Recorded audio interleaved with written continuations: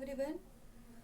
Today's topic friction for class 8th।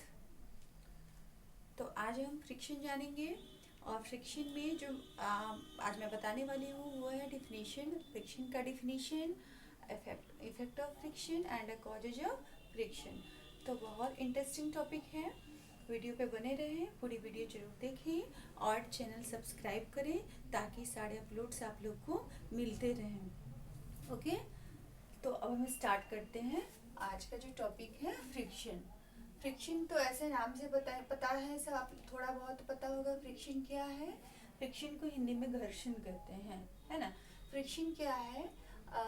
तो जब भी आपकी छोटा सा एग्जांपल से स्टार्ट करती हूँ कि फ्रिक्शन क्या है। ये फोर्स है, ये एक टाइप का फोर्स है।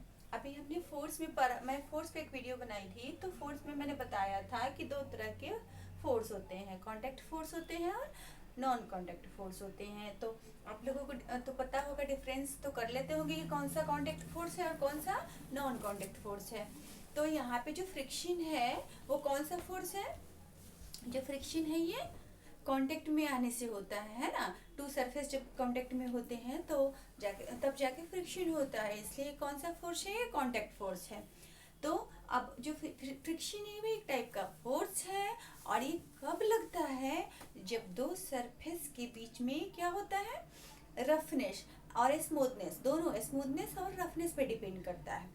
अगर फ्रिक्शन नहीं लगेगा तो वॉक करना, व्हीकल्स का मूव करना कुछ भी पॉसिबल नहीं हो पाएगा। ओके, तो फ्रिक्शन क्या है? एक फोर्स है ना। तो अभी हम जो जानेंगे इसको सिंपल वे में जानेंगे कि फर्स्ट ऑफ ऑल फ्रिक्शन को अगर आप अपने दोनों हैंड्स के पाम को रब करते हैं, ओके, तो रब करने के बाद आप क्या ऑब्जर्व करते हैं? रब करने के बाद क्या होता है? जब लगातार रब करते हैं हैंड्स के पाम को तो क्या होता है? उसके बाद रब होने के बाद हीट प्रोड्यूस होती है ना। तो ये क्यों प्रोड्यूस हुई है? क्योंकि दोनों जो सरफेसेस हैं, पाम है, उनके बीच में क्या हुआ है? रगड़ हुआ है ना। तो वहाँ पे क्या हुआ है? फिर हीट प्रोड्यूस हुई है। तो फ्रिक्शन कब आती है? जबकि टू सरफेस बहुत ही क्लोजली एक दूसरे के कांटेक्ट में आते हैं, है ना। तो जाके फ्रिक्शन कॉज होता है और फ्रिक्शन हीट प्रोड्यूस करता है। और समटाइम्स जब ज़्यादा फ्रिक्शन होता है, लॉट्स ऑफ फ्रिक्शन होगा सरफेस में, तो वहाँ पे wastage of energy and sometimes जो रफ सरफेसेस व्हीकल्स को मूव करने बहुत प्रॉब्लम होती है, तो फ्यूल्स भी वहाँ पे ज़्यादा यूज़ होता है। तो फ्रिक्शन को इसीलिए नेसेसरी इविल कहते हैं। और नेसेसिटी तो है ही, friction as a necessity and friction is a necessary evil. Necessary evil क्यों कहते हैं? बिकॉज ये नेसेसरी तो है ना। अगर फ्रिक्शन नहीं होगा तो हम मूव नहीं कर पाएंगे, वॉक नहीं कर पाएंगे, कोई भी व्हीकल्स जो है वो सरफेस पे मूव नहीं कर पाएगी। हम किसी भी आप देखते हैं करते हैं, स्केटिंग करते हैं तो क्या होता है? आइस पे स्केटिंग क्यों करते हैं? वहाँ पे कोई चल के चलेंगे आप? नहीं चल पाएंगे। क्यों नहीं चल पाएंगे? तो साइंस क्या कहता है? किसी भी चीज को, कोई भी डिफिनेशंस को, कोई भी कारण कॉजेज है, कोई भी फैक्टर्स है, उनको रटना नहीं है, वो उसको सोचना है, समझना है कि कहाँ से आया, कहाँ से आया, हम ही नहीं बनाया। ये सारी चीज जो भी हम पढ़ रहे हैं, जान रहे हैं, ये सब डेली रूटीन में हम यूज करते हैं। इनको प्रैक्टिकली जानना है, थियोरेटिकली तो जानना ही है, साथ साथ कैसे जानना है? प्रैक्टिकली जानना है। तो आइस पे क्यों नहीं मूव कर सकते? और यहाँ पे मैंने जो कुछ इम्पोर्टेंट बातें हैं नोट किया है, आप स्क्रीनशॉट ले सकते हैं या फिर एज यू विश। उसी चीज को मैं रिपीट कर रही हूँ अभी। तो क्या है, लेक्चर में भी समझ में आता है। तो स्केटिंग करने में आइस पे चलना डिफिकल्ट क्यों है?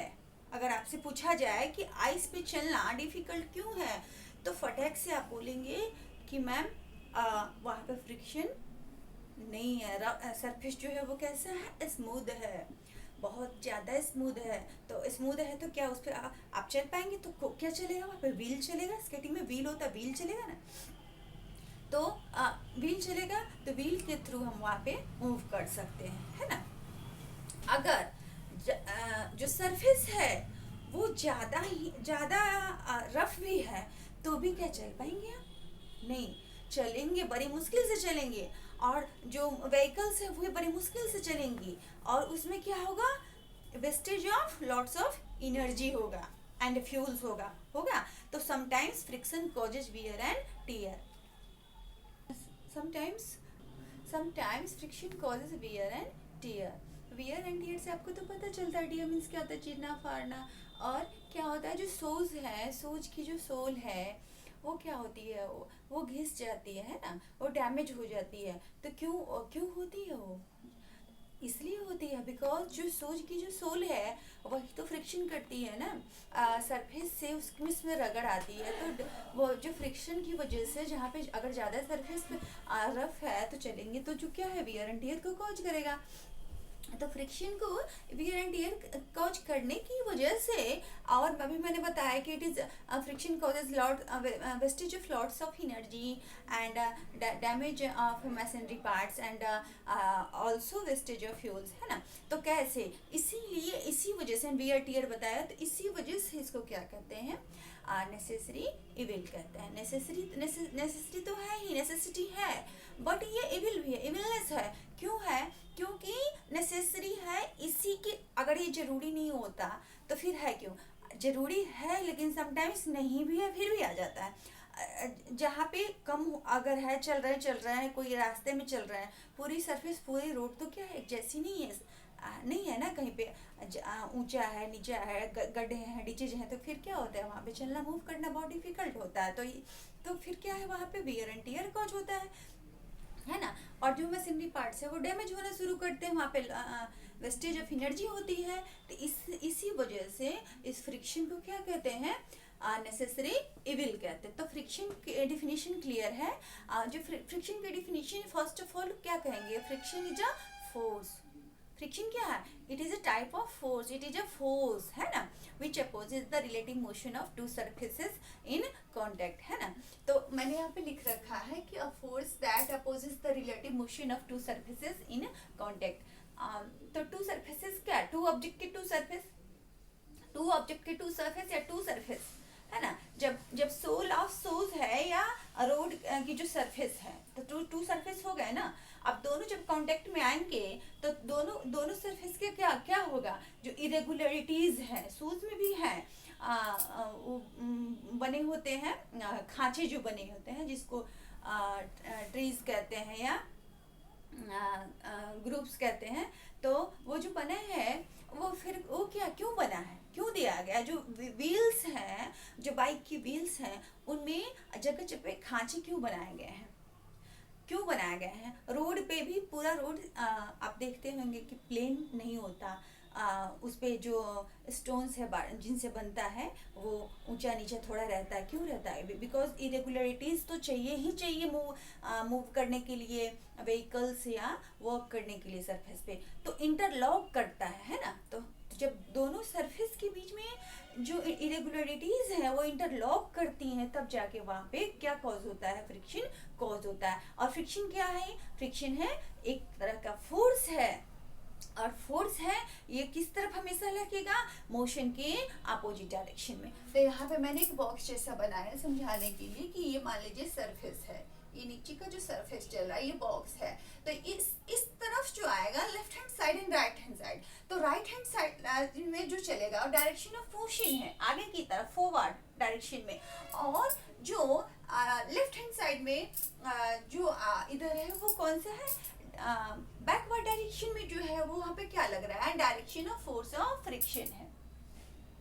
बैकवर्ड डायरेक्शन में क्या आएगा, force, direction of force of friction है जो सरफेस के इस तरफ लेफ्ट हैंड साइड, और राइट हैंड साइड में क्या है, डायरेक्शन ऑफ मोशन है। तो forward direction is also called direction of motion and the backward direction is also called the direction of force of friction, है ना। तो force of friction किस कहाँ लगता है, always force of friction किस डायरेक्शन में लगता है, opposite to the direction of motion। Motion की जो डायरेक्शन है जस्ट अपोजिट उसके फोर्स ऑफ फ्रिक्शन अप्लाई होता है। और ये जो फोर्स है वो किस तरह का फोर्स है, अपोज करता है। अपोज करना मीन्स विरोध करना। किस चीज का विरोध करता है? मोशन का विरोध करता है। तो which opposes the relative motion of the two object in contact, है ना। तो अगर इसको सिंपली समझा जाए तो ये क्या है? एक तरह का फोर्स है जो कि दो सरफेसेस के बीच में जो इरेगुलरिटीज हैं उनके इंटरलॉकिंग से ये कॉज होता है ना। और ये हमेशा अपोजिट डायरेक्शन में, left hand side backward direction में अप्लाई होता है। क्लियर है? तो ये फ्रिक्शन होप है आप लोगों को अभी डेफिनेशन इसकी समझ में आई होगी। और अभी अब इसके कॉजेज क्या है? बहुत सिंपल है, मैंने डील कर दिया कि इसके जो कॉजेज हैं वो मेनली क्या है? रफनेस कहेंगे, रफनेस। स्मूथनेस भी कहेंगे कि स्मूथनेस भी फ्रिक्शन है, बट वहां पे लेस फ्रिक्शन है ना। और रफनेस में क्या है? बहुत ज्यादा, more and more friction apply हो रहा है। तो roughness and the smoothness of the surface causes friction, force of friction. तो इसका कॉज क्या है? मैंने लिखा भी है, सब ये तो समझ में आया आप लोगों को कि लेफ्ट हैंड साइड में क्या है? फोर्स ऑफ फ्रिक्शन अप्लाई हो रहा है और राइट हैंड साइड में डायरेक्शन ऑफ मोशन है। तो the force of friction is always directed along the surface in contact, is that it acts along the tangential surface. Tangential surface किसको कहते हैं? पहले ये जानना जरूरी है, मैंने यहाँ पे लिखा है जो है उसी को पढ़ के बताया। That the force of friction is always directed along the surface in contact, is that it acts along the tangential surface. क्या है? टच करना। टेंजेंट कहते हैं जहाँ पे टच करता है कोई भी सरफेस को, एक ऑब्जेक्ट या दूसरे ऑब्जेक्ट को जो टच करेगा उसको टच करना। क्या है टेंजेंशियल? मतलब टेंजेंशियल सरफेस में टच करना, जो टच करता है जहाँ पे फ्रिक्शन कॉज होता है उसको कहते हैं। ठीक है, तो अब कॉजेज ऑफ फ्रिक्शन में मैंने भी बता दिया क्या है। मेनली कॉजेज ऑफ फ्रिक्शन क्या है? Roughness of the surface in contact, है ना। स्मूथनेस भी समटाइम्स कह सकते हैं।